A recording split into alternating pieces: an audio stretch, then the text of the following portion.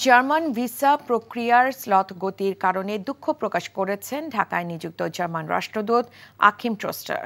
আজ প্রধানমন্ত্রী শেখ হাসিনার সাথে তার সরকারি বাসভবন গণভবনে সাক্ষাৎ করে রাষ্ট্রদূত বলেন, তাদের কিছু সীমাবদ্ধতার কারণে জার্মান ভিসা প্রদান প্রক্রিয়ায় সমস্যা হচ্ছে। প্রধানমন্ত্রী শেখ হাসিনা এই সময় বাংলাদেশ ও জার্মানির সম্পর্ককে ঐতিহাসিক উল্লেখ করে বলেন, এই সম্পর্ক এখন আরও দৃঢ় হয়েছে। সাম্প্রতিক সহিংসতায় নিহতদের স্মরণে আজ জাতীয়ভাবে শোক পালনের সরকারি সিদ্ধান্ত অনুযায়ী তিনিও শোকাহত বলে প্রধানমন্ত্রী শেখ হাসিনাকে জানান আকিম ট্রস্টার। অ্যাম্বাসেডর অ্যাট লার্জ, প্রধানমন্ত্রীর মুখ্য সচিব, পররাষ্ট্র সচিব ছাড়াও প্রধানমন্ত্রী প্রেস সচিব নাইমুল ইসলাম খান এই সময় সেখানে উপস্থিত ছিলেন। এখন জন্ম সনদ দিয়ে খোলো বিকাশ স্টুডেন্ট অ্যাকাউন্ট।